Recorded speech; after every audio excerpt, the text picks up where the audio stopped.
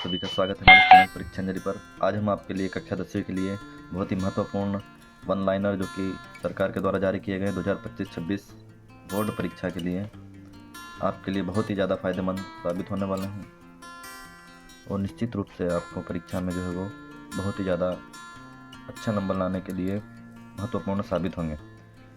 तो आप सभी से निवेदन है, वन लाइनर जो कि एक एक लाइन के महत्वपूर्ण पॉइंट दिए गए हर पार्ट के संबंधित, ये हम लेकर के आए आपको सामाजिक विज्ञान कक्षा 10वीं लोक शिक्षण संचालनालय के द्वारा ये जारी की गई है पुस्तक 2025-26 के लिए वन लाइनर अलग अलग विषयों की जारी की गई है। हम आपके लिए आज सामाजिक विज्ञान के लिए लेकर के इसको भी हम आपको 2 पार्टों में उपलब्ध कराएंगे। आप सभी से निवेदन है कि चैनल को जरूर सब्सक्राइब करें, लाइक करें और शेयर करें और अपने साथी दोस्तों को शेयर करें। विद्यार्थियों, ये निश्चित रूप से मान के चलिए कि अगर आपने इतना पढ़ लिया एक एक लाइन है इन सभी पार्ट की, तो आप फेल कभी हो ही नहीं सकते। आपको अच्छे से अच्छे ज़्यादा अंक लाने में ये बहुत ही मददगार साबित होगी। तो आइए चलते हैं सीधे और देखते हैं क्या क्या इसमें दिया गया महत्वपूर्ण। तो सबसे पहले यहाँ पर समकालीन भारत का भूगोल का पार्ट दिया हुआ है। पहला संसाधन एवं विकास। तो यहाँ पर महत्वपूर्ण पॉइंट अगर देखते हैं तो प्रत्येक वस्तु जो हमारी आवश्यकताओं को पूरा करती है वो संसाधन कहलाती है। तो महत्वपूर्ण है, 2 नंबर में भी ये प्रश्न आ सकता है, संसाधन कहलाती है। संसाधन क्या होता है? संसाधन के 2 प्रकार होते हैं, ये भी याद रखना आपको, प्राकृतिक और मानवीय संसाधन। आगे देखते हैं यहाँ पर प्राकृतिक संसाधन में होते हैं नवीकरणीय संसाधन और अनवीकरणीय संसाधन, ये आपको याद रखना है। मानवीय संसाधन बाकी ज़्यादा कुछ याद करने की इसमें आवश्यकता नहीं है। आगे देखते हैं तो समाप्ति के आधार पर संसाधन नवीकरणीय और अनवीकरणीय होते हैं। ये समाप्ति के आधार पर होते हैं, ये याद रखना आपको। पवन, जल और सौर जो है वो नवीकरणीय संसाधन है। पेट्रोल, जीवाश्म ईंधन ये अनवीकरणीय योग्य संसाधन है। उत्पत्ति के आधार पर संसाधन, उत्पत्ति के आधार पर भी पूछ सकते हैं, ये भी 2 प्रकार के होते हैं, एक जैव और अजैव, ये याद रखना आपको। आगे देखें तो प्राकृतिक, वनस्पति एवं वन्य जीव जैविक संसाधन है। धातु, भूमि, जल और वायु जो है वो अजैविक संसाधन है। पर्यावरण को बिना नुकसान पहुंचाए जो विकास होता है वह सतत पोषणीय विकास होता है। बहुत ही महत्वपूर्ण प्रश्न है, अधिकतर परीक्षा में आता ही है। सतत पोषणीय विकास अच्छे से आप याद कर लिए कि पर्यावरण को बिना नुकसान पहुंचाए और जो वर्तमान पीढ़ी है उसकी आवश्यकताओं को पूरा करने के लिए किया जाता है, लेकिन ध्यान रखना होता है कि भविष्य की पीढ़ियों की अवहेलना ना हो, ये होता है सतत पोषणीय विकास। आगे बढ़ते हैं। 1992 में रियो डी जेनेरो जो सम्मेलन जो है वो हुआ था, पृथ्वी सम्मेलन, प्रथम पृथ्वी सम्मेलन याद रखना आपको। रियो डी जेनेरो जो है ब्राज़ील देश में दक्षिण अफ्रीका महाद्वीप में स्थित है। यूएनसीडी में क्लब ऑफ रोम ने संसाधनों के संरक्षण की बात की है। स्मॉल इज़ ब्यूटीफुल पुस्तक सोमेश्वर ने 1974 में लिखी, ये भी इम्पोर्टेंट परीक्षा में संभावित है। ब्रुंडसलैंड आयोग रिपोर्ट में संसाधनों के संरक्षण की बात कही गई है। हमारा साझा भविष्य पुस्तक जो है वो संसाधन संरक्षण से संबंधित है। तो ये महत्वपूर्ण पॉइंट जो थे वो इस पार्ट के। आगे देखें तो भू आकृतियों के अंतर्गत क्षेत्र का प्रतिशत दिया गया, यहाँ पर 43% जो है वो मैदान है। ये पर्वत जो है वो यहाँ पर आपको दिखेंगे 30% पर्वतीय क्षेत्र भारत में और 27% पठारी क्षेत्र। तो भारत के पठारी क्षेत्र खनिजों और जीवाश्म ईंधनों से समृद्ध होते हैं। भू आकृति, जलवायु एवं मृदा जो है भौतिक कारक कहलाते हैं। जनसंख्या घनत्व, प्रौद्योगिकी क्षमता मानवीय कारक हैं। भारत का कुल भौगोलिक क्षेत्रफल जो है वो 32.8 लाख वर्ग किलोमीटर। अच्छे से आपको पूरा याद रखना है, 32.8 लाख वर्ग किलोमीटर परीक्षा में प्रश्न आ सकता है। आगे देखें तो राष्ट्रीय वन नीति 1952 के अनुसार भारत में जो है वो 33% भूभाग जो है वो वन से आच्छादित होनी चाहिए, ये भी महत्वपूर्ण है। पंजाब हरियाणा में अधिक सिंचाई जो है वो भूमि निम्नीकरण का कारण है, अधिक सिंचाई। ऑब्जेक्टिव में प्रश्न आ सकता है, पंजाब में भूमि निम्नीकरण का महत्वपूर्ण कारण क्या है, तो वो अधिक सिंचाई है। मध्य प्रदेश की बात है, मध्य प्रदेश में जो है वनोन्मूलन जो है वो भूमि निम्नीकरण का कारण है। उसके बाद में जनकशील जलवायु और वनस्पति आदि मृदा बनाने के प्रमुख कारण हैं। मृदा का निर्माण जैव और अजैव पदार्थों से होता है, जैव और अजैव पदार्थों से मृदा का निर्माण होता है। भारत का उत्तरी मैदान जो है वो जलोढ़ मृदा से बना है, इम्पोर्टेंट। बांगर जो है पुरानी जलोढ़ मृदा को कहते हैं और खादर जो है वो नवीन जलोढ़ को कहते हैं। काली मृदा को रेगर मृदा के नाम से भी जाना जाता है, ये भी महत्वपूर्ण है। आगे देखें, महाराष्ट्र, मालवा, मध्य प्रदेश और छत्तीसगढ़ के पठारों में जो है काली मृदा पाई जाती है, काली मिट्टी पाई जाती है इन क्षेत्रों में। काली मृदा में जो है कैल्शियम कार्बोनेट और मैग्नीशियम होता है। आगे देखें, काली मृदा बहुत महीन कणों से बनी होती है और तथा इसकी नमी धारण करने की क्षमता अधिक होती है। काली मृदा को काली कपास मृदा, कपासी मृदा भी कहा जाता है इसको। कपासी मिट्टी कपास के लिए बहुत ही ज़्यादा फायदेमंद होती है। लाल मृदा का रंग लोह धातु के कारण लाल होता है, लोह धातु आयरन ऑक्साइड। फिर लेटराइट शब्द ग्रीक भाषा के लेटर शब्द से लिया गया है, ये याद रखना आपको। लेटराइट मृदा जो है वो अम्लीय होती है। लेटराइट मृदा काजू की फसल के लिए अधिक उपयुक्त होती है। लेटराइट मिट्टी में काजू की फसल बहुत अच्छी होती है। मरुस्थलीय मृदा जो है वो रेतीली और लवणीय होती है। वन मृदा पहाड़ी और पर्वतीय क्षेत्रों में पाई जाती है। हिमाच्छादित क्षेत्रों में वन मृदा जो है वो ह्यूमस रहित होती है, ह्यूमस नहीं होता है। मृदा के कटाव और उसके बहाव की प्रक्रिया को मृदा अपरदन कहते हैं, ये भी महत्वपूर्ण प्रश्न है। जो भूमि जोतने योग्य नहीं होती उसे उत्खात भूमि, वेटलैंड कहते हैं या बंजर भूमि कहते हैं। ये भी प्रश्न आ सकता है परीक्षा में, खालिस्तान वगैरह में। आगे देखें तो विस्तृत क्षेत्रों में मृदा की ऊपरी परत का जल के साथ घुलकर बह जाना जो है वो चादर अपरदन कहलाता है। चादर अपरदन भी 2 नंबर के प्रश्न में आ सकता है, एक वाक्य में आ सकता है। सोपान कृषि मृदा अपरदन को नियंत्रित करती है। पर्वतीय एवं पहाड़ी क्षेत्रों में जो है वो सीढ़ीदार खेती की जाती है, ये प्रश्न भी परीक्षा में संभावित है। पर्वतीय और पहाड़ी क्षेत्रों में सीढ़ीदार खेती की जाती है, जिसको समझते जुताई कहते हैं। चंबल बेसिन में उत्खात भूमि को खड्ड भूमि कहा जाता है। भारत के पंजाब और हरियाणा राज्य में जो है 80% भूमि पर कृषि होती है। तो ये एक पार्ट के संभावित जितने थे वो सब यहाँ पर आपको प्राप्त हो चुके हैं। आगे चलते हैं अध्याय 2। आप सभी से निवेदन है, चैनल को जरूर सब्सक्राइब करें, लाइक करें और अपने साथी दोस्तों को भी जरूर से जरूर शेयर करें, सभी का फ़ायदा हो। अगले आने वाले दूसरे विषयों की भी हम वन लाइनर अपलोड करने की कोशिश करेंगे अगर आपकी इच्छा होगी तो। अब बढ़ रहे हैं अध्याय 2, वन एवं वन्यजीव संसाधन, जिसमें वन प्राथमिक उत्पादक है। वन प्राथमिक उत्पादक है। फिर भारतीय वन्यजीव संरक्षण अधिनियम जो है वो 1972 में लागू किया गया है। बहुत इंपॉर्टेंट है, प्रश्न याद रखना आपको। प्रोजेक्ट टाइगर 1972 के बाद में 1973 में मतलब अगले साल जो है प्रोजेक्ट टाइगर वन्यजीव परियोजना शुरू की गई। रक्षित वन देश के कुल वन क्षेत्र का 1/3 हिस्से पर होते हैं, ये भी आपको याद रखना है। तो 1/3 हिस्से पर याद रखना है आपको। भारत में आधे से अधिक वन क्षेत्र जो है वो आरक्षित वन है। आधे से अधिक वन क्षेत्र क्या है? आरक्षित वन है। सभी महत्वपूर्ण लाइनें हैं, आपको याद रखना है। किसी भी ऑब्जेक्टिव खालिस्तान सही विकल्प सत्य असत्य में आ सकता है। भारत में आरक्षित वनों को सर्वाधिक वन मूल्यवान माना जाता है। छोटा नागपुर क्षेत्र में मुंडा और संथाल जनजाति जो है वो महुआ और कदम के पेड़ों की पूजा करते हैं। अच्छे से याद रखना है, ये प्रश्न परीक्षा में आने की पूरी संभावना है कि मुंडा और संथाल जनजाति जो झारखंड छोटा नागपुर क्षेत्र में रहती है, उधर महुआ और कदम के पेड़ों की पूजा करती है। चिपको आंदोलन वनों के संरक्षण से संबंधित है। बीज बचाओ आंदोलन जो है बीजों के संरक्षण से संबंधित है। भारत में स्थायी वनों का क्षेत्र मध्य प्रदेश में सबसे ज़्यादा है। संयुक्त वन प्रबंधन का पहला प्रस्ताव उड़ीसा राज्य ने पास किया था, ये भी याद रखना आपको। आगे देखें तो बाघ परियोजना का नाम और एक तरफ है राज्य में स्थित, तो ये कार्बेट राष्ट्रीय उद्यान जो है उत्तराखंड में, सुंदरवन राष्ट्रीय उद्यान पश्चिम बंगाल में, याद रखना हमको। सुंदरी वृक्ष भी यहाँ पर पाया जाता है। और रायल बंगाल टाइगर। फिर बांधवगढ़ राष्ट्रीय उद्यान मध्य प्रदेश में। सरिस्का वन जीव पशु विहार ये राजस्थान में है। ये सरिस्का आपको नक्शे में भी पूछा जा सकता है। सरिस्का मानस भी पूछा जा सकता है। मानस बाघ रिजर्व जो है वो असम राज्य में स्थित है। पेरियार बाघ रिजर्व जो है वो केरल में स्थित है। इस प्रकार से इस प्रमुख बाघ परियोजना आपको याद रखना है, मानचित्र में भी पूछी जा सकते हैं। अगला वन और नदी से संबंधित आंदोलन जो देखें तो चिपको आंदोलन जो है वन के संरक्षण से संबंधित है। बीज बचाओ आंदोलन बीजों के संरक्षण से संबंधित है। नर्मदा बचाओ आंदोलन ये स्थानीय समुदाय के वृहद स्तर पर विस्थापन से संबंधित है। टिहरी आंदोलन भी स्थानीय समुदाय के वृहद स्तर पर विस्थापन से संबंधित है। और नवदायनई जो है वो रासायनिक उर्वरक के बिना विविध फसलों के उत्पादन से संबंधित है। इस प्रकार से 2 पार्ट के यहाँ पर पूरे होते हैं आपके वन लाइनर। आगे देखते हैं तो अध्याय 3 जल संसाधन आता है। यहाँ पर पृथ्वी का 3/4 जो है वो भाग जल से ढका हुआ है, ये याद रखना आपको। जल एक नवीकरणीय योग्य संसाधन है। भारत में कुल विद्युत का लगभग 22% भाग जो है वो जल विद्युत से प्राप्त होता है। और JJM का पूर्ण रूप जल जीवन मिशन है, ये भी महत्वपूर्ण है। आगे देखें तो जल जीवन मिशन भारत सरकार द्वारा ग्रामीण के जीवन की गुणवत्ता में सुधार हेतु चलाई गई एक योजना है। और 11वीं शताब्दी में भोपाल झील का निर्माण किया गया, ये भी आपको अच्छे से याद रखना है, महत्वपूर्ण। 11वीं शताब्दी भी याद रखना है। भोपाल झील का निर्माण किया गया है, ये सबसे बड़ी कृत्रिम झीलों में से एक है भोपाल झील। बांधों का आधुनिक भारत का मंदिर जो है वो जवाहरलाल नेहरू ने कहा। इंपॉर्टेंट प्रश्न है, वार्षिक परीक्षा में निश्चित रूप से आने की पूरी संभावना है। नदी पर स्थित भारत के प्रमुख बांध अगर देखें हम यहाँ पर तो सरदार सरोवर बांध जो है वो नर्मदा नदी पर बना हुआ है गुजरात में, और हीराकुंड बांध जो है वो महानदी पर बना हुआ है उड़ीसा में।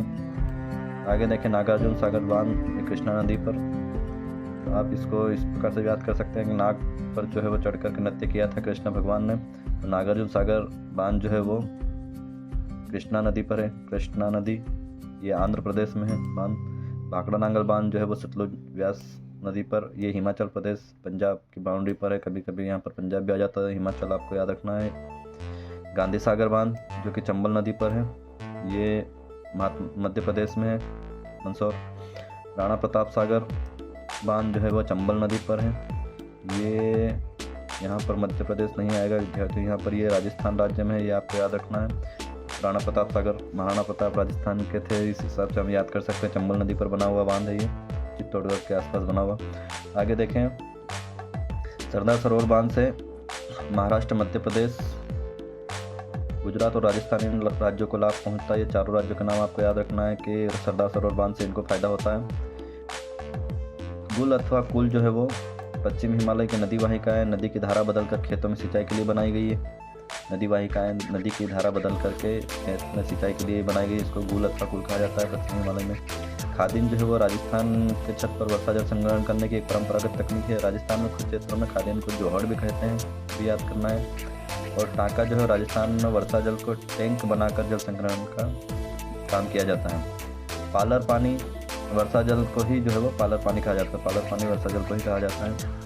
चेरापूंजी और मासिमरान जो है विश्व के सबसे ज़्यादा वर्षा वाले क्षेत्र हैं, जो कि भारत में स्थित हैं और मेघालय राज्य में स्थित है, शिलांग पठार पर। उत्कृष्ट जल संग्रहण तंत्र इलाहाबाद में बनाया गया। इल्तुतमिश मुस्लिम शासक, इन्होंने दिल्ली में जो है वो पानी की सप्लाई के लिए खोज खास का निर्माण कराया। या बहुत महत्वपूर्ण प्रश्न है परीक्षा में आने के लिए, खोज खास का निर्माण कब हुआ? दिल्ली में किया इल्तुतमिश ने 14वीं शताब्दी के आसपास। हौज खास एक विशिष्ट तालाब को कहते हैं। दामोदर नदी को भारत की शोक की नदी कहा जाता है। भारत का तमिलनाडु एक ऐसा राज्य है जहाँ पर, हाँ ये भी आपको याद रखना है, एक राज्य तमिलनाडु है जहाँ पर पूरे राज्य में हर घर के लिए अनिवार्य कर दिया गया कि आपको वर्षा का जल संग्रहण करना है, ढांचों को बनाना है, संग्रहण ढांचों को। इस प्रकार से ये 3 पार्ट यहाँ पर पूरे होते हैं। आगे बढ़ते हैं अध्याय 4 की ओर, जो कि कृषि है। तो इसके महत्वपूर्ण देख लेते हैं वन लाइनर। तो कृषि एक प्राथमिक क्रियाकलाप है, प्राथमिक क्षेत्र के अंतर्गत आता है, ये याद रखना आपको। कृषि विभिन्न उद्योगों के लिए कच्चा माल उपलब्ध कराता है। कर्तन दहन प्रणाली को जो है पूर्वोत्तर राज्य में झूम कहा जाता है, बहुत इंपॉर्टेंट प्रश्न है। पूर्वोत्तर असम, मेघालय, मणिपुर, नागालैंड, अरुणाचल प्रदेश, इन सभी में जो है वो कर्तन दहन प्रणाली को झूम कहा जाता है। और अन्य जगहों पर अगर हम नाम देखें तो यहाँ पर मध्य प्रदेश में बेवर या दहिया कहा जाता है। मध्य प्रदेश के बारे में पूछ सकते हैं, आपको याद रखना है, बेवर या दहिया कहा जाता है। स्थानांतरित या झूम कृषि को आंध्र प्रदेश में पोडू अथवा पेंडा कहा जाता है। और उड़ीसा में पामाडाबी या कोमान कहा जाता है। झारखंड में कुरुआ कहा जाता है। दक्षिण पूर्वी राजस्थान में वालरे या वाल्टरे कहा जाता है। पश्चिमी घाट में कुमारी कहा जाता है। साथ ही साथ इसमें एक महत्वपूर्ण छूट गया है, जो कि छत्तीसगढ़ और अंडमान निकोबार द्वीप समूह में स्थानांतरित कृषि को दीपा कहा जाता है। आपको याद रखना है, दीपा छत्तीसगढ़ और अंडमान निकोबार द्वीप समूह में दीपा, छत्तीसगढ़ और अंडमान निकोबार द्वीप समूह में इस स्थानांतरित कृषि को दीपा कहा जाता है। ये परीक्षा में पूछना एक महत्वपूर्ण प्रश्न है। और मध्य प्रदेश में इसको बेवर या दहिया कहा जाता है। बाकी पूर्वोत्तर राज्यों में जो इसको झूम कृषि कहा जाता है, ये आपको अच्छे से याद रखना है। आगे देखें तो चाय, काफ़ी, रबड़, गन्ना महत्वपूर्ण रोपण फसलें। रोपण फसलों का उदाहरण पूछे तो आपको चाय, काफ़ी, रबड़, गन्ना बताना है। रबी फसलों को शीत ऋतु में बोया जाता है। आगे बताया गया कि 3 शस्य ऋतु हैं, रबी, खरीफ और जायद। कौन सी फसल? तो रबी में जो है वो शीत ऋतु में इसको बोया जाता है, अक्टूबर से नवंबर से लेकर दिसंबर तक भी बोया जाता है। काटने का समय ग्रीष्म ऋतु होता है, अप्रैल जून का समय, अप्रैल मई जून। गेहूँ, चना, सरसों की फसल होती है। खरीफ की बात करें तो ग्रीष्म ऋतु में मानसून के आगमन में जून जुलाई में इसकी बोनी होती है और सितंबर अक्टूबर में इसको काट लिया जाता है, काटने का समय। उसके बाद महत्वपूर्ण फसल सोयाबीन, चावल, मक्का, ज्वार, तुअर। जायद की बात करें तो ग्रीष्म ऋतु के आगमन में अप्रैल मई में बोई जाती है और अप्रैल से मई तक काटने का भी समय होता है। इसमें महत्वपूर्ण फसलें जो है वो तरबूज, ककड़ी, खरबूजा, खीरा, हरा चारा आदि ये जायद की फसलें हैं। आगे देखें तो भारत की प्रमुख खाद्यान्न फसल जो है वो चावल है, आपको अच्छे से याद रखना है। चावल या धान इसको कहते हैं। महत्वपूर्ण सबसे ज़्यादा खाई जाने वाली खाद्य फसल। भारत की दूसरी अगर बात करें खाद्यान्न फसल की तो वो जो है गेहूं है। तो चावल के बाद गेहूं का नंबर आता है, याद रखना है आपको। ज्वार बाजरा और रागी ये मोटे अनाज हैं। ज्वार बाजरा रागी मोटे अनाज है, इसमें पोषक तत्व की मात्रा जो है वो ज़्यादा होती है। भारत विश्व में दालों का सबसे बड़ा उत्पादक और उपभोक्ता देश है, ये भी महत्वपूर्ण प्रश्न है, याद रखना है आपको अच्छे से। सबसे ज़्यादा दालों का उत्पादन भारत में ही होता है और भारत उपभोग करने में भी भारत नंबर 1 है। दालें जो है सबसे अधिक प्रोटीनदायक होती हैं। दालें भूमि की उर्वरकता को बनाए रखती है। दाल जो है वो भूमि की उर्वरक क्षमता को बढ़ाती है। केवल एक दाल है जो कि अरहर की दाल, अरहर तुअर बोलते हैं जिसको, लाल तुअर। अरहर की दाल जो है वो मिट्टी की उर्वरक शक्ति को कम करती है। बाकी सभी दालें जो है वो मिट्टी की उर्वरक शक्ति को बना करके रखती है। महत्वपूर्ण है, आपको याद रखना है। गुजरात जो है मूंगफली का प्रमुख उत्पादक राज्य है और चाय एक रोपण फसल का उदाहरण है। ये फसल में भी आती है, चाय एक रोपण फसल का उदाहरण है, आपको याद रखना है। और असम, दार्जिलिंग, तमिलनाडु, दार्जिलिंग की चाय बहुत प्रसिद्ध है। तमिलनाडु मुख्य चाय उत्पादक क्षेत्र है। असम, दार्जिलिंग, तमिलनाडु। हमारे देश में अरेबिका किस्म की काफ़ी पैदा की जाती है, बहुत महत्वपूर्ण है, पूरा अच्छे से याद रखना है आपको। अरेबिका किस्म की काफ़ी जो है वो अच्छे क्वालिटी की भारत में पैदा की जाती है। असम, भारत में काफ़ी जो है वो आरंभ में यमन देश से लाई गई थी, यमन से लाई गई थी। काफ़ी की खेती जो है नीलगिरी की पहाड़ियों में होती है। पूर्वी घाट और पश्चिमी घाट जहाँ पर मिलता है नीलगिरी की पहाड़ियाँ, कर्नाटक, तमिलनाडु वाला क्षेत्र, वहाँ पर काफ़ी की खेती होती है। रबड़, कपास, जूट एक रेशेदार अखाद्य फसलें हैं और रबड़ जो है भूमध्य रेखीय क्षेत्र की फसल है। भूमध्य रेखा के आसपास के जो क्षेत्र होते हैं वहाँ पर रबड़ की खेती के लिए वो सर्वाधिक उपयुक्त क्षेत्र होता है। तो भूमध्य रेखा के पास में भारत के केरल, तमिलनाडु तट जो है वो भूमध्य रेखा के पास, इसलिए वहाँ पर रबड़ की खेती होती है। तो रबड़ मुख्यतः भारत के केरल और तमिलनाडु में उगाया जाता है, बहुत महत्वपूर्ण है। रेशम के कीड़ों का पालन करना रेशम उत्पादन कहते हैं, या इसको जो है वो सेरीकल्चर कहा जाता है, आपको अच्छे से याद रखना है। सेरीकल्चर हिंदी में ना आते हुए इंग्लिश में भी इसको लिखा जा सकता है, सेरीकल्चर कहा जाता है। रेशम के कीड़ों का पालन करना सेरीकल्चर के अंतर्गत आता है। कपास के उत्पादन में भारत का विश्व में चीन के बाद जो है दूसरा स्थान है। अधिकतर आपको याद रखना है भारत का दूसरा स्थान है। दालों में जो है वो पहले नंबर पर है भारत। महाराष्ट्र, गुजरात और मध्य प्रदेश कपास के मुख्य उत्पादक राज्य हैं और जूट को जो है वो सुनहरा रेशा, गोल्डन फाइबर कहा जाता है जूट को। पश्चिम बंगाल, बिहार और असम जो है जूट के मुख्य उत्पादक राज्य हैं। जूट का प्रयोग बोरियां, हाँ इसको ये भी याद रखना है, जूट का प्रयोग कहाँ किया जाता है? बोरियां, चटाई, रस्सी बनाने में इसका उपयोग किया जाता है। भारत सरकार ने किसान क्रेडिट कार्ड योजना जो है वो शुरू की है, किसान क्रेडिट कार्ड जिसको KCC कहा जाता है, KCC किसान क्रेडिट कार्ड, अच्छे से याद रखना है आपको किसानों के लिए। प्रथम पंचवर्षीय योजना में भूमि सुधार जो है मुख्य लक्ष्य था। विनोबा भावे द्वारा भूदान आंदोलन शुरू किया गया, बहुत महत्वपूर्ण प्रश्न है। विनोबा भावे के द्वारा भूदान ग्रामदान आंदोलन शुरू किया गया था। विनोबा भावे द्वारा शुरू भूदान ग्राम आंदोलन को जो है वो रक्तहीन क्रांति का भी नाम दिया गया है, ये भी इम्पोर्टेंट प्रश्न है। कौन सी क्रांति? तो रक्तहीन क्रांति का नाम दिया गया है। बिना रक्त बहाए बहुत बड़ी क्रांति कर दी थी, लोगों ने भूमि दान करना शुरू कर दिया था गरीबों को। ग्राम स्वराज अवधारणा जो है गांधी जी संबंधित है और महात्मा गांधी ने जो है विनोबा भावे को अपना आध्यात्मिक उत्तराधिकारी घोषित किया था, ये भी महत्वपूर्ण प्रश्न है परीक्षा की दृष्टि से। अपना आध्यात्मिक उत्तराधिकारी जो है वो विनोबा भावे को महात्मा गांधी जी ने घोषित कर दिया था। हरित क्रांति का संबंध जो है कृषि के उत्पादन से। भारत में 1960-70 के दशक में हरित क्रांति होती है, फसलों में तेज उत्पादन होता है, रासायनिक उर्वरकों का प्रयोग किया जाता है। श्वेत क्रांति का संबंध जो है वो दुग्ध उत्पादन से, ये भी आपको याद रखना है। प्रमुख खाद्यान्न फसलें अगर देखें तो खाद्यान्न फसलों के अंतर्गत चावल, गेहूं, मक्का, बाजरा, ज्वार आदि आते हैं। दूसरी खाद्यान्न फसलें देखें तो गन्ना, तिलहन, चाय, काफ़ी और अखाद्य फसलों की बात करें तो जूट, रबड़, कपास, प्राकृतिक रेशम या अखाद्य फसलें भारत में पाई जाती हैं।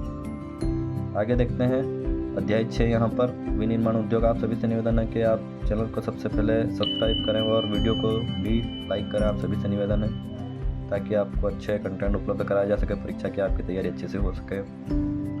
और महत्वपूर्ण प्रश्नों की श्रृंखला हम आपके लिए लेकर के आएंगे जिससे आपको परीक्षा में बहुत ज़्यादा फायदा हो।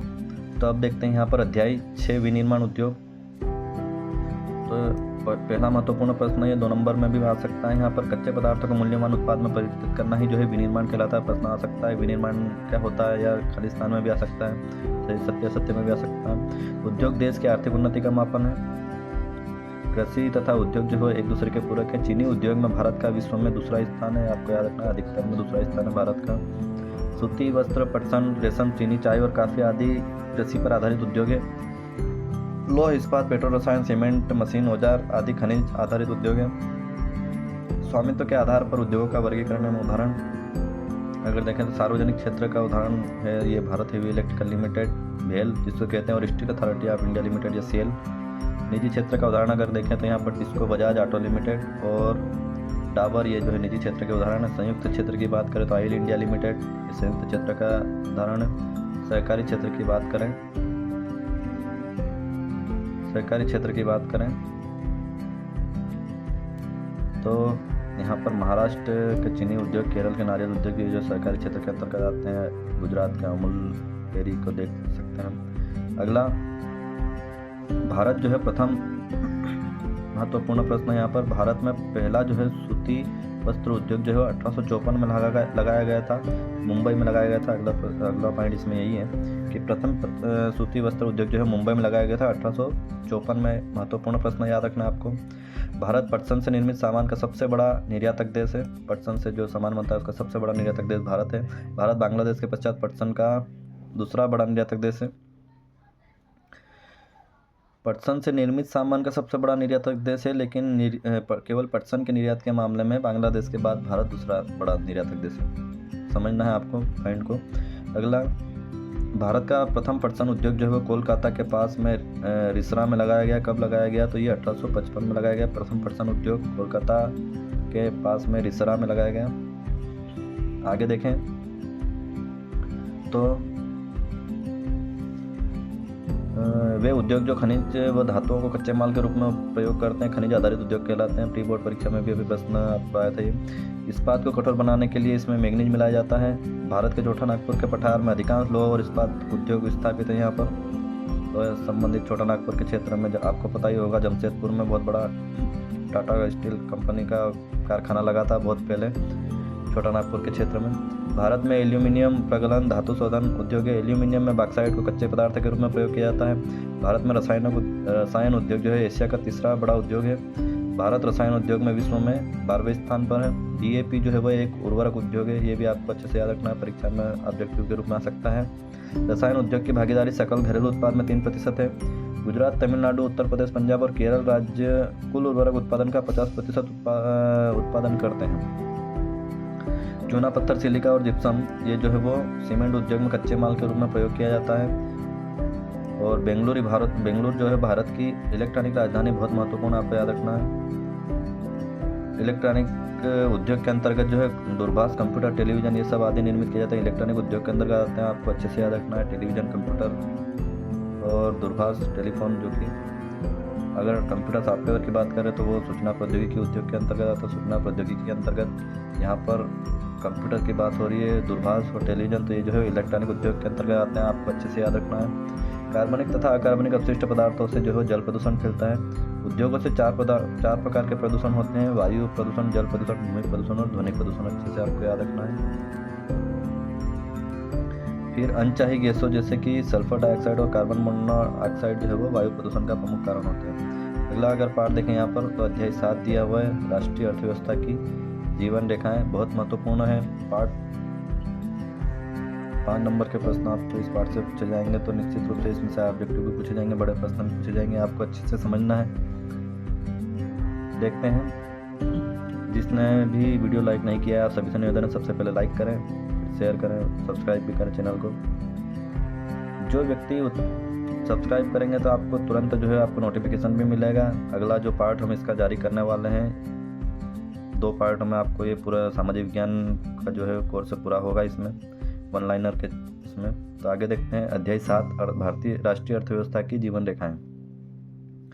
तो जो व्यक्ति उत्पाद को परिवहन द्वारा उपभोक्ताओं तक पहुंचाते हुए क्या कहलाते हैं, वे व्यापारी कहलाते हैं। परिवहन के 3 साधन होते हैं: स्थल परिवहन, जल परिवहन और वायु परिवहन। भारत विश्व का दूसरा सर्वाधिक सड़क जाल वाला देश है। ये बहुत महत्वपूर्ण प्रश्न आपको याद रखना है। हालांकि अब पहले नंबर पर पहुंचने वाला है, लेकिन मैं यहाँ पर आपको आपके कोर्स में जो है वो दूसरा दे रखा है, तो आपको दूसरा याद करके रखना है। दूसरा सबसे ज़्यादा सड़क जाल वाला देश है। भारत में सड़क जाल लगभग जो है 62.16 लाख किलोमीटर तक फैला हुआ है। सड़क परिवहन अन्य परिवहन साधनों को जोड़ने का कार्य करता है। उत्तर दक्षिण गलियारा जो है वो श्रीनगर को कन्याकुमारी से जोड़ता है। बहुत महत्वपूर्ण प्रश्न आपको याद रखना है।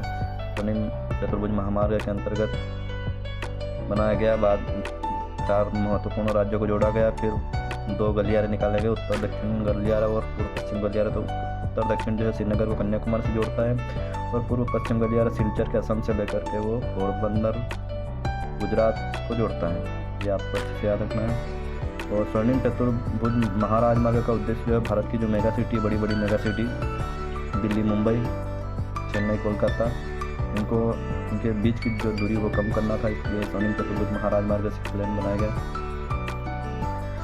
आगे देखें, स्वर्णिम चतुर्भुज महाराजमार्ग जो है भारत का राष्ट्रीय राजमार्ग प्राधिकरण के अधिकार क्षेत्र में आता है, जिसको NHAI कहते हैं, राष्ट्रीय राजमार्ग प्राधिकरण, national highway authority of India इसको कहते हैं। ये जो है वो स्वर्णिम चतुर्भुज महाराजमार्ग का अधिकार क्षेत्र इसके अंतर्गत आता है, इसका अधिकार क्षेत्र है और यही निर्माण का पूरी जिम्मेदारी रहता है। पूर्ण रूप से भारत का राष्ट्रीय राजमार्ग प्राधिकरण NHAI को कहते हैं भारतीय राष्ट्रीय राजमार्ग प्राधिकरण। इंग्लिश में अगर देखें तो national highway authority of India बहुत महत्वपूर्ण पद है, निश्चित रूप से आएगा, आपको याद रखना है। राष्ट्रीय राजमार्ग देश के दूरस्थ भागों को जोड़ते हैं और CPWD जो है केंद्रीय लोक निर्माण विभाग से है, देश की राजधानी से जो रोड निकलते हैं अलग अलग क्षेत्रों के लिए वो केंद्रीय लोक निर्माण विभाग निर्माण करता है।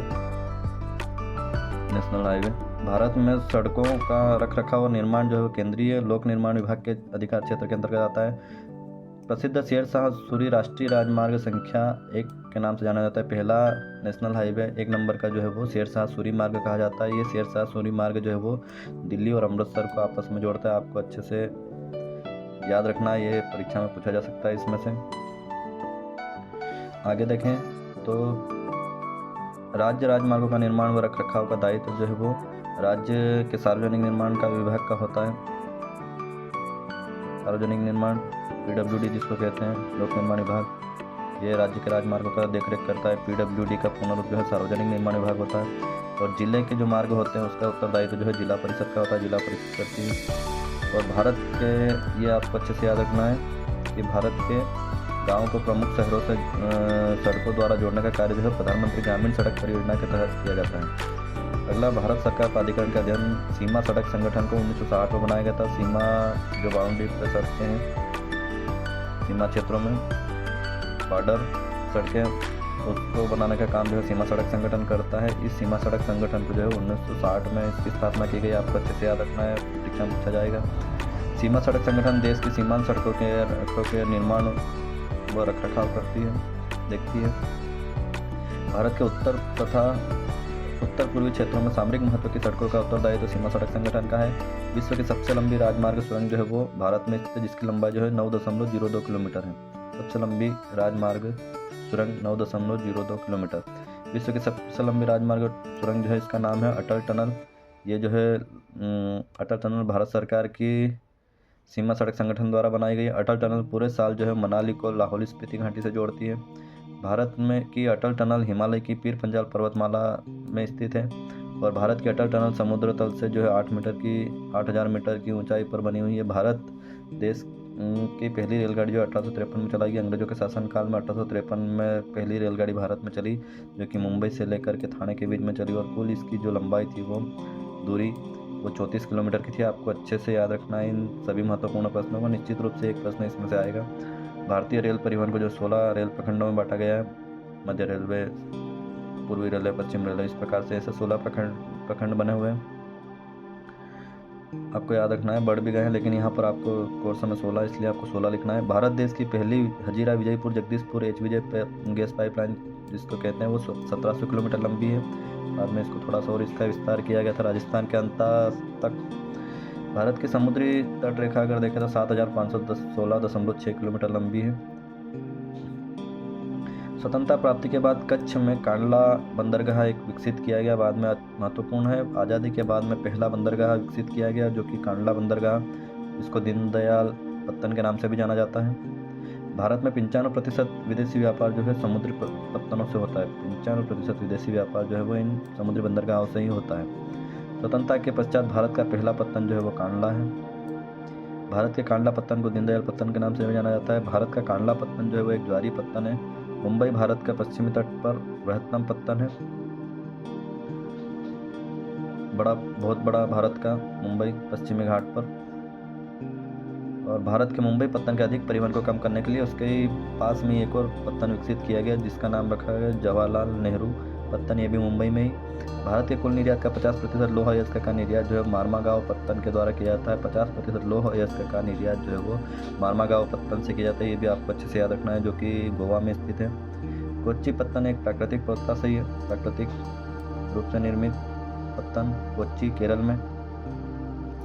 फिर चेन्नई हमारे देश का प्राचीनतम कृत्रिम पत्तन है, बहुत पुराना कृत्रिम पत्तन चेन्नई। उसके बाद देखें तो विशाखापट्टनम जो है वो स्थल से गहरा व सुरक्षित पत्तन है। बहुत इंपॉर्टेंट प्रश्न है ये, अच्छे से याद रखना है आपको। विशाखापट्टनम बंदरगाह जो है वो स्थल से गहरा व सुरक्षित पत्तन है। भारत का पारादीप पत्तन जो है वो उड़ीसा राज्य में स्थित है। ये भी अच्छे से याद रखना है आपको, उड़ीसा में पारादीप। फिर अगला और महत्वपूर्ण है कोलकाता एक अंतरस्थलीय नदी पत्तन है। नदी पत्तन है एकमात्र भारत में कोलकाता नदी पत्तन है, अच्छे से याद रखना। हुगली नदी पर बना हुआ पत्तन। कोलकाता एक ज्वारीय पत्तन होने के कारण इसको नियमित रूप से साफ करना पड़ता है। इसके साथ ही कोलकाता के पास में इसका दबाव कम करने के लिए हल्दिया पत्तन विकसित किया गया कोलकाता में ही। आगे देखते हैं, सन 1953 में वायु परिवहन का राष्ट्रीयकरण किया गया। बहुत महत्वपूर्ण प्रश्न है। 1953 में वायु परिवहन का जो है राष्ट्रीयकरण किया गया। एयर इंडिया घरेलू और अंतर्राष्ट्रीय वायु सेवा प्रदान करती है। एयर इंडिया अभी पुनः कुछ समय पूर्व एयर इंडिया को वापस निजी सेवा में दे दिया गया है।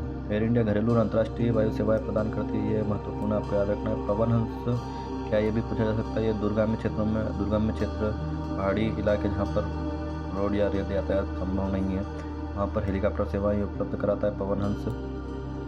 दूरदर्शन, रेडियो, समाचार पत्र आदि देश के प्रमुख संचार साधन है। विश्व का बृहत्तम डाक संचार जो है, सबसे बड़ा डाक नेटवर्क जो है वो भारत में, आपको अच्छे से याद रखना है। दूर संचार तंत्र में भारत एशिया महाद्वीप में अग्रणी है।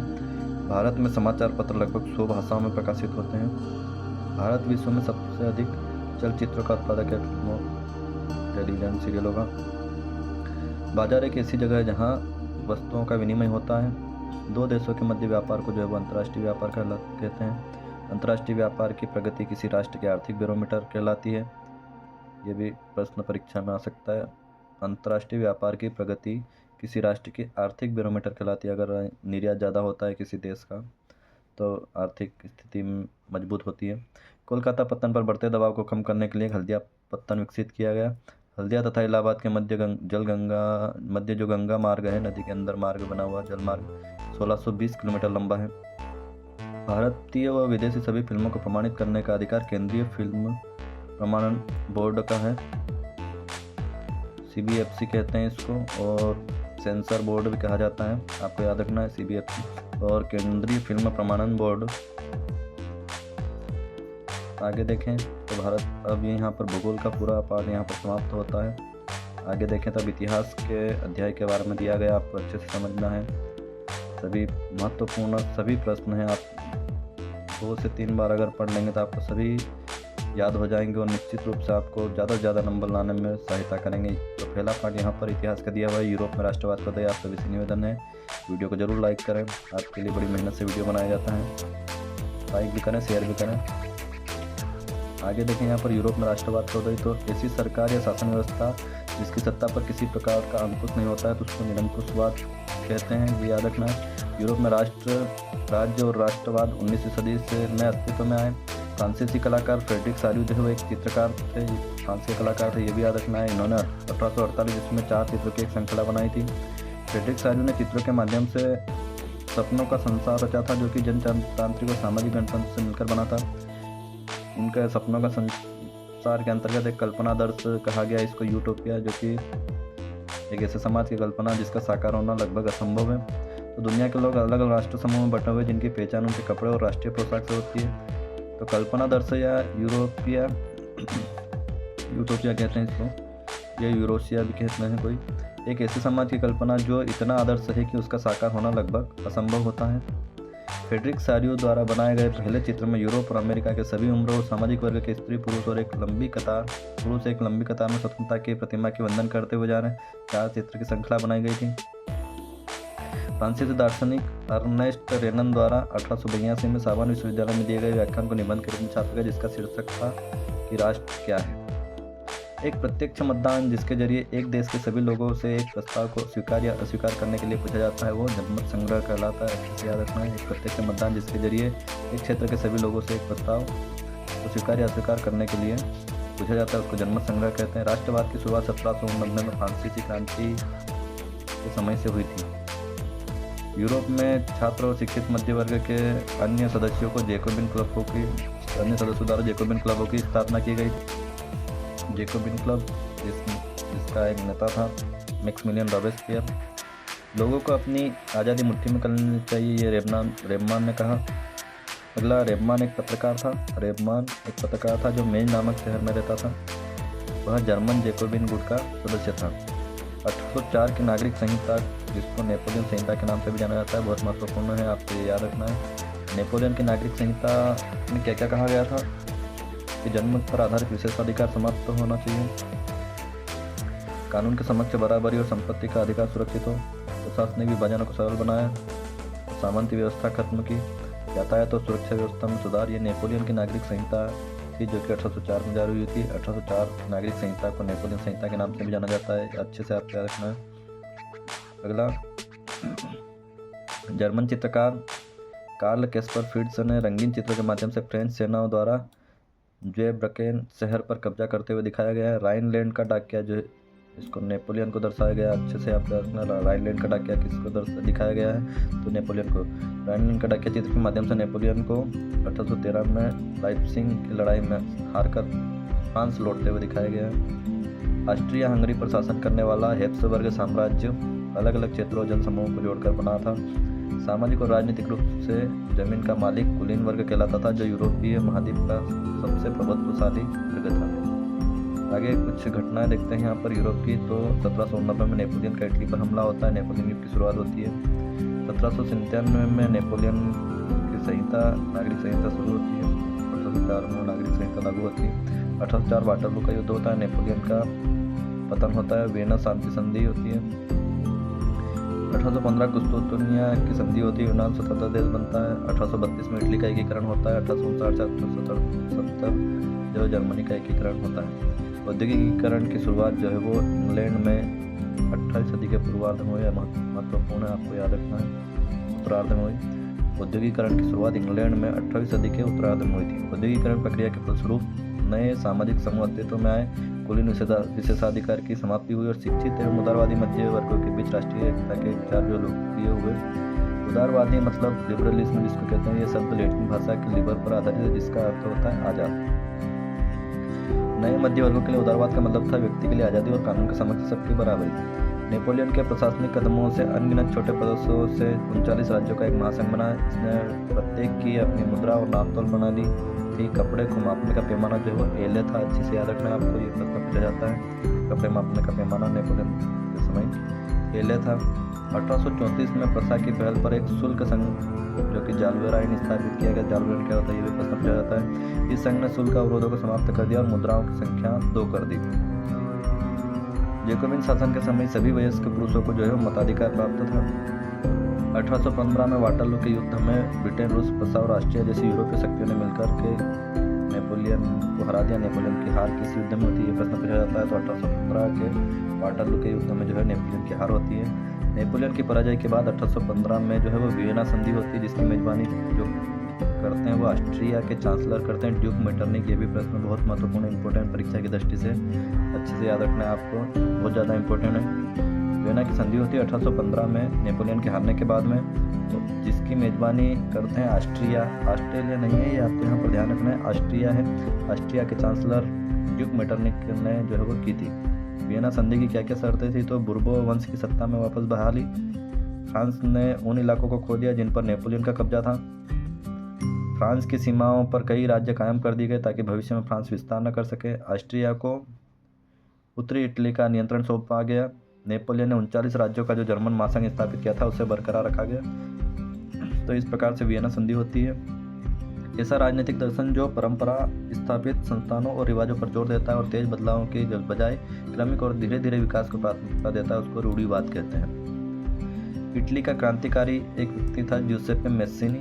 का जन्म जो है वो 1807 ईस्वी में जेनेवा में हुआ था। जो कार्बोनारी के गुप्त संगठन का सदस्य था। ऑटोमन साम्राज्य में आयरलैंड और पोलैंड जैसे कुछ क्षेत्र थे।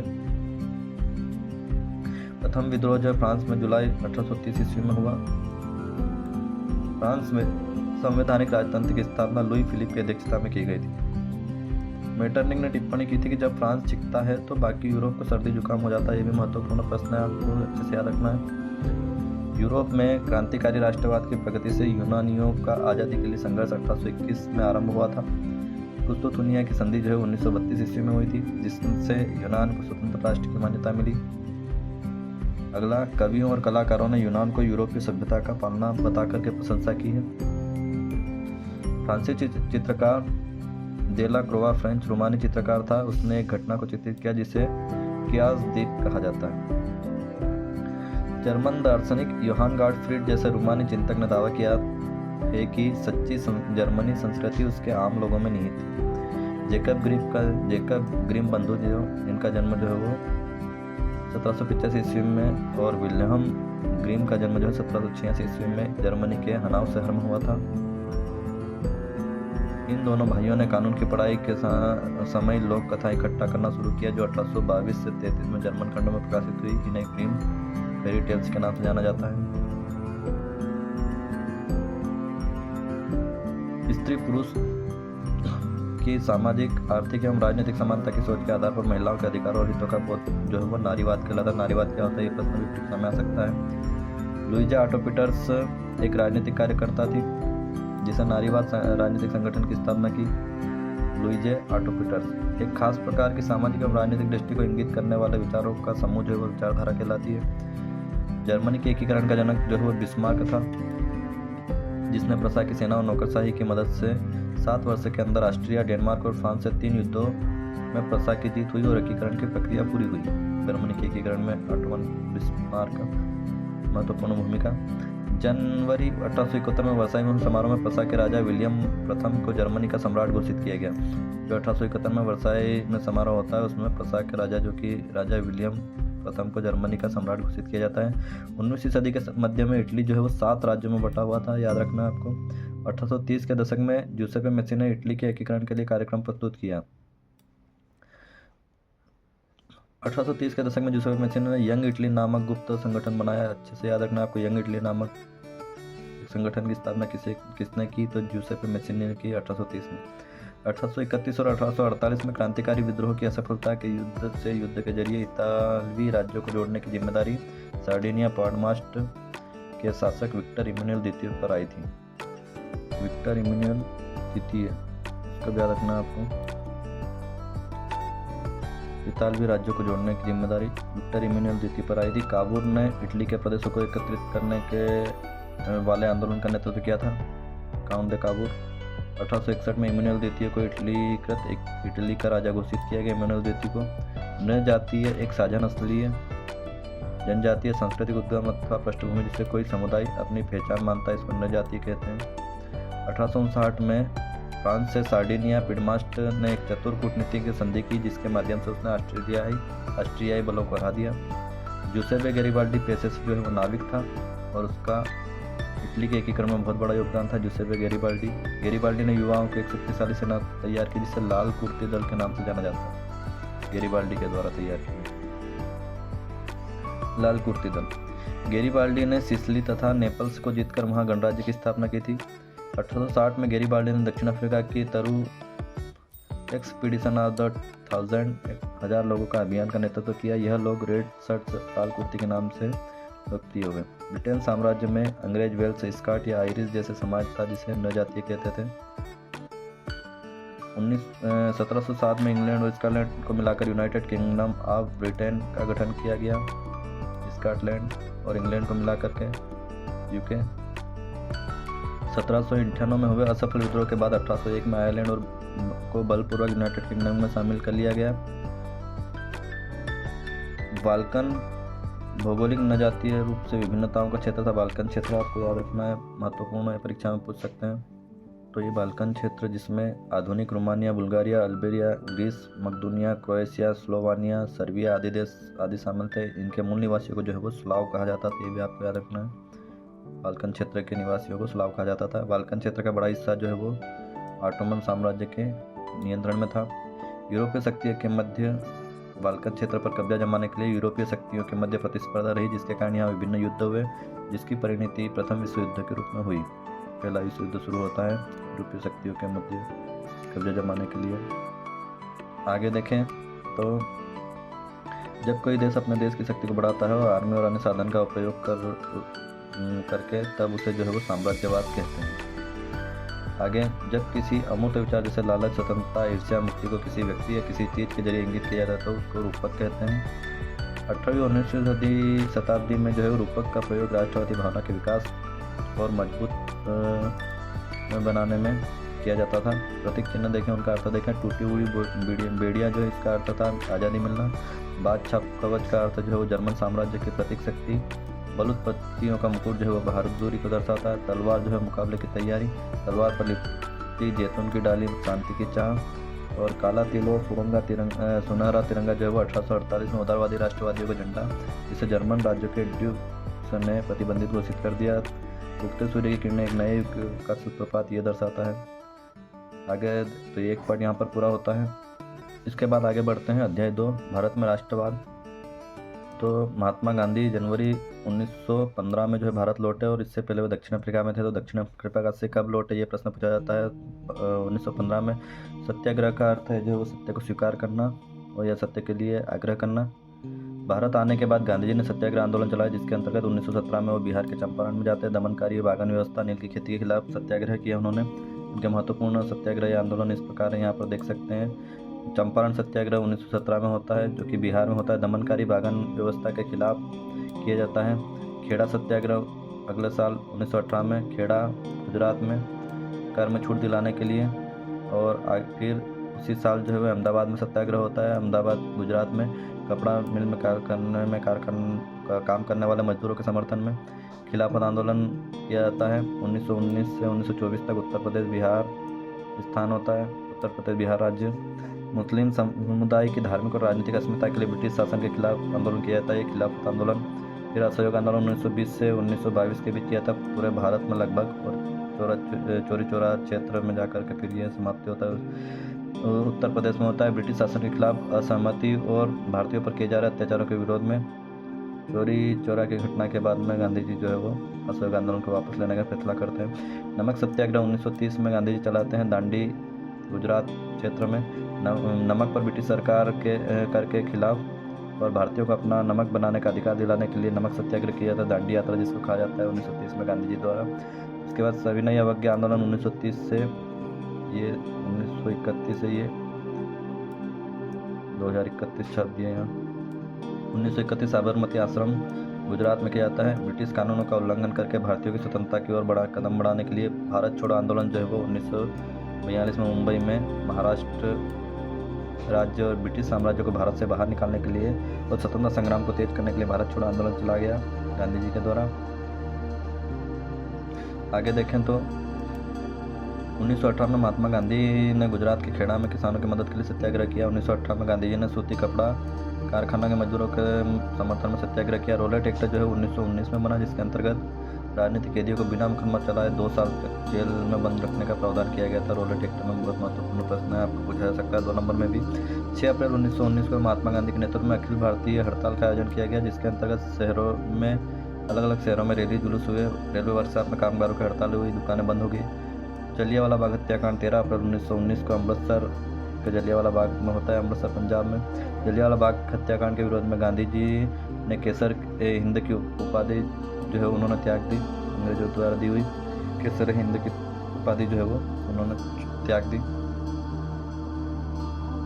आगे देखते हैं खिलाफत आंदोलन 1919 में शौकत अली व मोहम्मद अली द्वारा शुरू किया गया था। शौकत अली और मोहम्मद अली जिन्ना द्वारा। आगे देखें तो महात्मा गांधी ने हिंद स्वराज नामक पुस्तक लिखी 1909 में, अच्छे से याद रखना आपको, इंपॉर्टेंट प्रश्न है।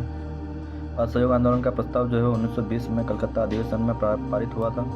1922 में चौरी चौरा की घटना से दुखी होकर महात्मा गांधी ने असहयोग आंदोलन को वापस लेने का फैसला किया था। ये प्रश्न भी आपको अच्छे से याद रखना है पॉइंट। 2021 घटना के बाद में महात्मा गांधी ने असहयोग आंदोलन को वापस लेने का फैसला किया।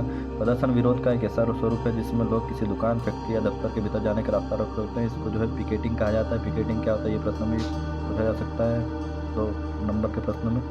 औपनिवेशिक शासन के दौरान बहुत सारे लोगों को काम के लिए फिजी, गुयाना, वेस्ट इंडीज आदि स्थलों पर ले जाया जाता था, जिन्हें बाद में गिरमिटिया कहा जाने लगा। और जिस अनुबंध के अंतर्गत इन मजदूरों को बाहर ले जाया जाता था उसको गिरमिट कहते थे, इसलिए गिरमिटिया मजदूर कहलाए। बिना किसी पारिश्रमिक या मेहनताना के काम करना जो है उसको बेगार कहते हैं। बेगार याद रखना आपको। भारत में बेगारी प्रथा का नेतृत्व अल्लूरी सीताराम राजू ने किया था, जिन्हें 1924 में जो है फांसी दे दी गई थी। 1928 में वल्लभ भाई पटेल ने गुजरात के बारदौली तालुका में किसान आंदोलन का नेतृत्व किया, जो कि भू राजस्व को बढ़ाने के खिलाफ था। वो बारदौली सत्याग्रह के नाम से जाना जाता है। इंपोर्टेंट प्रश्न है। CR दास मतलब चित्तरंजन दास और मोतीलाल नेहरू ने परिषद राजनीति में वापस लौटने के लिए कांग्रेस के भीतर ही स्वराज्य पार्टी का गठन कर डाला। भारत में संवैधानिक व्यवस्था की कार्यशैली का अध्ययन करने के लिए 1927 में साइमन कमीशन का गठन जो है ब्रिटेन में किया गया। 27 में गठन किया गया और 28 में वो भारत आता है। 28 में साइमन कमीशन भारत पहुंचा, जिसका पूरे भारत में विरोध हुआ। साइमन कमीशन वापस जाओ कर नारा जो है वो लगाया गया।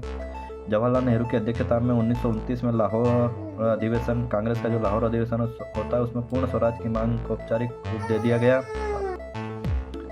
फिर आगे देखें तो नमक या दांडी यात्रा जो है वो 12 मार्च 1930 को शुरू किया गया। महात्मा गांधी ने अपना 78 विश्वस्त साथियों के साथ नमक यात्रा की शुरुआत करते हैं, 78 वॉलंटियर के साथ में। गांधी 6 अप्रैल 1930 को गुजरात के दांडी गांव पहुंचे और वहां उन्होंने जो है नमक कानून को तोड़ा। गांधी जी ने एक बार फिर आंदोलन को वापस ले लिया। 15 मार्च 1931 को उन्होंने इरविन के साथ एक समझौते पर हस्ताक्षर किए। विश्व आर्थिक मंदी जो है 1929 में हुई थी, जिसका असर भारत पर भी पड़ा। वाइसराय लॉर्ड इरविन के अक्टूबर 1929 में भारत के लिए डोमिनियन स्टेट का ऐलान किया गया था। दिसंबर 1929 में जवाहरलाल नेहरू की अध्यक्षता में कांग्रेस के लाहौर अधिवेशन में पुनः स्वराज को औपचारिक रूप से मान लिया गया। 26 जनवरी 1930 को गांधी जी ने वाइसराय इरविन को पत्र लिखा और 11 सूत्री मांगों का जो है उल्लेख किया। 1928 में हिंदुस्तान में सोशलिस्ट रिपब्लिकन आर्मी की स्थापना भगत सिंह व चंद्रशेखर आज़ाद ने की। याद रखना है 1928 में सोशलिस्ट रिपब्लिकन आर्मी की स्थापना जो भगत सिंह और चंद्रशेखर आज़ाद ने की थी। इसमें जतिन दास और अजय घोष भी शामिल थे। 1929 में भगत सिंह और बटुकेश्वर दत्त ने लेजिस्लेटिव असेंबली में बम फेंका। उसी वर्ष ट्रेन को उड़ाने का प्रयास किया जिसमें लॉर्ड इरविन यात्रा कर रहे थे। जिस समय भगत सिंह पर मुकदमा चला और उन्हें फांसी दी गई, उस समय उनकी उम्र केवल जो 23 वर्ष थी। अपने मुकदमे के दौरान भगत सिंह ने कहा था कि वे बम और पिस्तौल की उपासना नहीं करते बल्कि समाज में क्रांति चाहते हैं। भगत सिंह ने इंकलाब जिंदाबाद का नारा लगाया था। सिविल नाफरमानी आंदोलन में औरतों ने बड़े पैमाने पर हिस्सा लिया था। महात्मा गांधी ने ऐलान किया था कि अस्पृश्यता या छुआछूत जो है उसको खत्म किए बिना 100 साल तक भी स्वराज्य प्राप्त नहीं किया सकता। मतलब छुआछूत को खत्म करना पड़ेगा, नहीं तो 100 साल तक भी जो है आज़ादी नहीं मिल सकती। डॉक्टर भीमराव अम्बेडकर ने 1930 में दलितों के लिए दलित वर्ग एसोसिएशन को संगठित किया था, जिसकी स्थापना की। 1930 में मुस्लिम लीग के अध्यक्ष सर मोहम्मद इकबाल ने मुसलमानों के अल्पसंख्यक राजनीतिक हितों की रक्षा के लिए उद्देश्य से प्रथम निर्वाचिका पर जोर दिया गया। निर्वाचिका होनी चाहिए। 20वीं सदी में राष्ट्रवाद के विकास के साथ भारत की पहचान भी भारत माता की छवि के रूप में लेने लगी। इस छवि का निर्माण का आरंभ जो है बंकिम चंद्र चट्टोपाध्याय ने किया था। 1870 के दशक में बंकिम चंद्र चटर्जी ने मातृभूमि को स्तुति के रूप में वंदे मातरम भी लिखा, जिसे बाद में उन्होंने अपना उपन्यास आनंदवन में शामिल कर दिया था। स्वदेशी आंदोलन की प्रेरणा से अवनींद्रनाथ टैगोर ने भारत माता की छवि को चित्रित किया। इस पेंटिंग में भारत माता को एक सन्यासी के रूप में दिखाया गया। याद रखना, आपका अवनींद्रनाथ टैगोर ने भारत माता की छवि को चित्रित किया। मद्रास में नटेसा शास्त्री ने the folklore of southern India के नाम से तमिल लोक कथाओं का विशाल संकलन 4 खंडों में प्रकाशित किया। बंगाल में स्वदेशी आंदोलन के दौरान एक तिरंगा झंडा हरा, पीला, लाल तैयार किया गया। 1921 तक गांधी जी ने भी स्वराज का झंडा तैयार कर लिया था। यह तिरंगा सफेद, हरा, लाल था। इसके मध्य में गांधीवादी प्रतीक चरखे को जगह दी गई थी, जो स्वावलंबन का प्रतीक था। क्रिप्स मिशन की असफलता एवं द्वितीय विश्व युद्ध के प्रभाव ने भारत में व्यापक असंतोष को जन्म दिया। इसके फलस्वरूप गांधी जी ने एक आंदोलन शुरू किया, जिसमें उन्होंने अंग्रेजों के पूरी तरह से भारत छोड़ने पर जोर दिया। गांधी जी द्वारा अगस्त 1942 में भारत छोड़ो आंदोलन शुरू किया गया और उन्होंने करो या मरो का नारा दिया। भारत छोड़ो आंदोलन में जयप्रकाश नारायण, अरुणा आशापल्ली और राम मनोहर लोहिया और बहुत सारी महिलाएं जैसे बंगाल से मातंगिनी हजीरा, असम से कनकलता बरुआ और उड़ीसा से रमा देवी ने सक्रिय भागीदारी की। आगे देखें तो राष्ट्रवाद एक नज़र में 1914 में प्रथम विश्व युद्ध का आरंभ होता है। 1915 में महात्मा गांधी की दक्षिण अफ्रीका से स्वदेश वापसी होती है। 1917 में महात्मा गांधी द्वारा नील कृषि के विरोध में चंपारण आंदोलन होता है। बिहार 1918 में खेड़ा आंदोलन होता है गुजरात में। 1918 में ही गांधी जी द्वारा गुजरात के अहमदाबाद सूती कपड़ा मिल के कारीगरों के लिए सत्याग्रह करते हैं। 1918 में ही प्रथम विश्व युद्ध की समाप्ति भी होती है। 1919 में रोलेट एक्ट लाया जाता है। 13 अप्रैल 1919 को जलियांवाला बाग हत्याकांड होता है वैशाख पूर्णिमा के दिन। 1919 में खिलाफत आंदोलन की शुरुआत होती है शौकत अली और मोहम्मद अली जिन्ना द्वारा। 1920 में कलकत्ता अधिवेशन में असहयोग आंदोलन का प्रस्ताव पारित होता है। 1920 में असहयोग आंदोलन होता है। फरवरी 1922 में चोरी चौरा कांड या असहयोग आंदोलन को वापस लिया जाता है। 1923 में चित्तरंजन दास और मोतीलाल नेहरू द्वारा स्वराज्य दल की स्थापना की जाती है। मई 1924 में अल्लूरी सीताराम राजू की गिरफ्तारी और 2 वर्ष से चला आ रहा हथियारबंद आदिवासी संघर्ष जो है वो समाप्त होता है। 9 अगस्त 1925 को काठगोरी में क्रांतिकारियों ने अंग्रेजी खजाना ले जा रही ट्रेन को जो है लूटा। 1928 में साइमन कमीशन भारत आया। 1928 में वल्लभ भाई पटेल बारडोली किसान आंदोलन किया गया। दिसंबर 1929 में लाहौर में कांग्रेस का अधिवेशन हुआ। पूर्ण स्वराज की मांग को स्वीकार किया गया। 12 मार्च 1930 को महात्मा गांधी द्वारा साबरमती आश्रम से दांडी यात्रा शुरू की गई। 6 अप्रैल 1930 को दांडी पहुंचकर महात्मा गांधी जी ने नमक कानून को तोड़ा और सभी नई अवज्ञा आंदोलन की शुरुआत की। 1930 में डॉक्टर भीमराव अम्बेडकर द्वारा दलित वर्ग एसोसिएशन की स्थापना की। 23 मार्च 1931 को भगत सिंह, सुखदेव और राजगुरु को अंग्रेजों द्वारा फांसी दी गई। 1931 में गांधी हिंद समझौता और सविनय अवज्ञा आंदोलन वापस हुआ। 1931 में महात्मा गांधी द्वितीय गोलमेज सम्मेलन में शामिल हुए। 1932 में पुनः से एक्ट हुआ। महात्मा गांधी एवं भीमराव अम्बेडकर की मृत्यु। 8 अगस्त 1942 को भारत छोड़ो आंदोलन प्रारंभ हुआ। महात्मा गांधी ने करो या मरो का नारा दिया। इस प्रकार से ये पहला पार्ट हम यहीं पर आज समाप्त करते हैं। लगभग 1 घंटे का ऑडियो कोर्स। अगला आखिरी पार्ट जो दूसरा पार्ट इसका रहेगा, बाकी का आधा बचा हुआ भाग आपके पुस्तक का ये आपको पूरा करवा दिया जाएगा। अच्छा निवेदन है कि इसको पूरा पढ़े, 2 बार 3 बार जितना हो सके उतना कोशिश करें ताकि आपको ज़्यादा से ज़्यादा अच्छे अंक जो है वो परीक्षा में प्राप्त हो सके। बहुत ही महत्वपूर्ण पॉइंट क्योंकि परीक्षा में पूरी संभावना है आने की। इनको याद कर लिया तो आप आसानी से परीक्षा पास हो सकते हैं। और आपने दूसरी तैयारी की है कुछ प्रश्नों की तो आप अच्छे से ज़्यादा प्रतिशत जो है 100% तक भी ला सकते हैं। इतना अच्छा इसमें डिटेल दिया गया है अलग अलग पाठों का। तो ये 1 लाइनर जो कि लोक शिक्षण विभाग के द्वारा जारी की गई मध्य प्रदेश के विद्यार्थियों हेतु वार्षिक परीक्षा की तैयारी के लिए। तो आप सभी से निवेदन है तो अच्छे से तैयारी करें, अच्छे अंक प्राप्त करें। आपके उज्जवल भविष्य की हम कामना करते हैं। अब हमारे साथ बना रहें, चैनल को सब्सक्राइब करें और वीडियो को लाइक करें, अपने साथी दोस्तों से भी शेयर करें। आप सभी हमारे साथ बने रहें। आप सभी का जो है बहुत धन्यवाद। Thank you.